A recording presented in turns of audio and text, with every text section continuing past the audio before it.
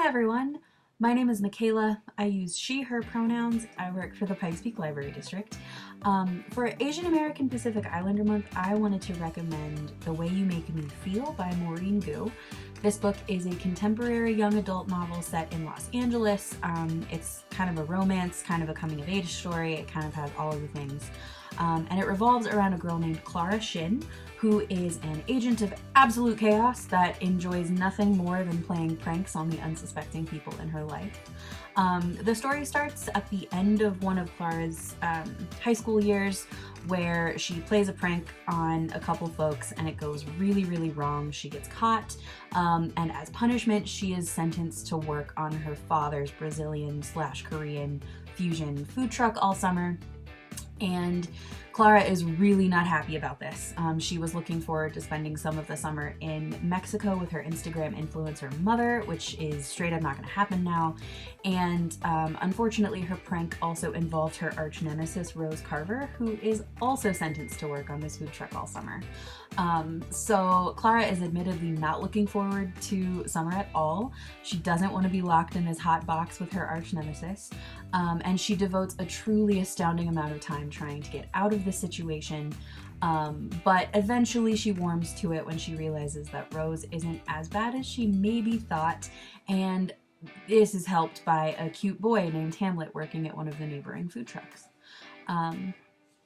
So this story is really character-driven, which I love. I love a character-driven story with a lot of big feelings, and this book definitely delivers on both of those fronts.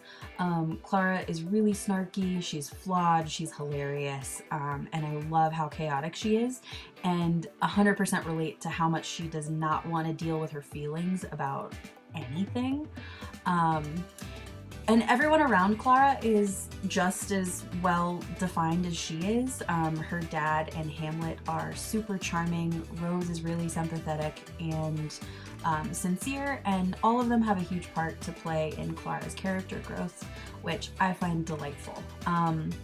This is a really great book to read coming into summer as well, and I highly recommend it for anyone in the mood for a summery romance / friendship story / coming of age story with a lot of heart.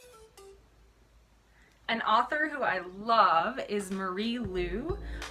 If you've heard of her, you've probably heard of her because of her first book, Legend, which is this like amazing, fast-paced sci-fi dystopia. And all of those things also describe her newest book, Sky Hunter, because it is also an amazing, fast-paced sci-fi dystopia. But it's basically about this girl, Talon, who's part of this like elite fighting squad in this world where one nation has like slowly been taking over all the other nations, and now she is a refugee in the last like free nation, right? So it covers a lot of stuff. So again, it's like super action-y. There's an enemies to lovers romance, which is something that I love that trope. So that was like really ticking that box for me. There's also a lot of like social commentary around AAPI hate or hatred of refugees even. So I found that to be like very relevant and really good to read. So yeah, it's just, I can't recommend it strongly enough. Like I say, it's really fast paced. The world building is really pretty creative and elaborate. So if you do like sci-fi or dystopian societies, I would check out like all of Marie Lu's books, honestly, but for sure, her newest one, Sky Hunter, is an excellent place to start with her work if you haven't read any of her other books. So check it out.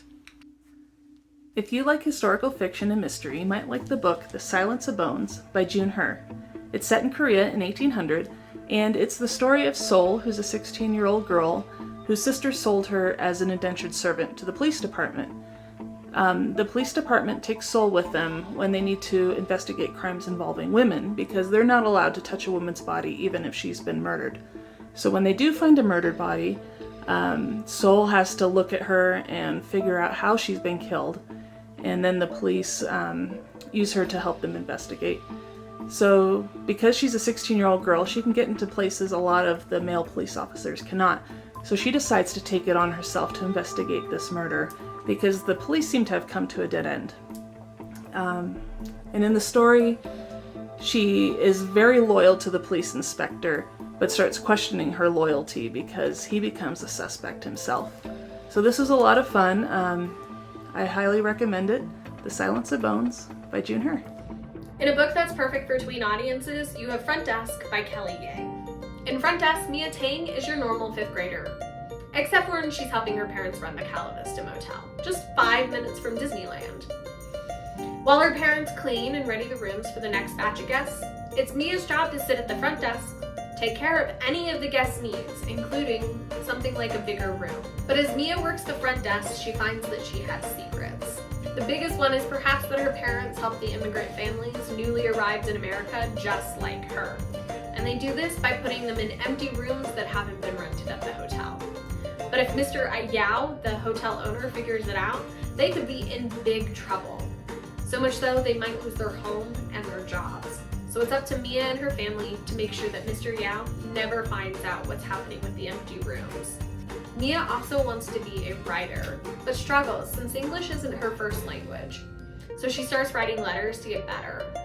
Mia's resilience in this book will resonate with anyone. Based on Kelly Yang's own experience growing up with her parents as they managed hotels, this is a heartwarming novel for middle grade readers that will have anyone laughing while also tackling issues of the immigrant experience. Want to read more?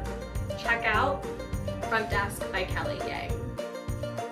So one of my favorite Asian American authors is a woman named Stacey Lee, and she writes historical fiction, which honestly is like not my genre at all, but she makes me love it.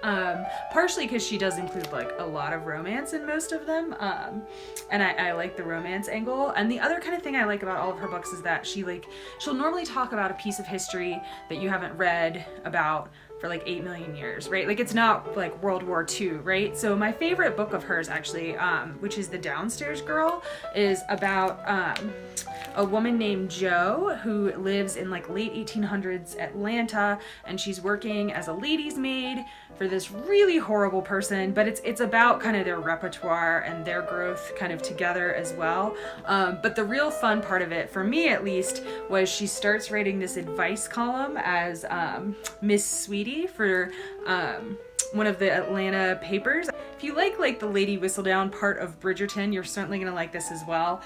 She has other books out, like one is about the Oregon Trail. She has one coming out, it's probably out when you're watching this video, about Titanic that I'm very excited about, called The Luck of Titanic. But check out anything by author Stacey Lee, especially The Downstairs Girl.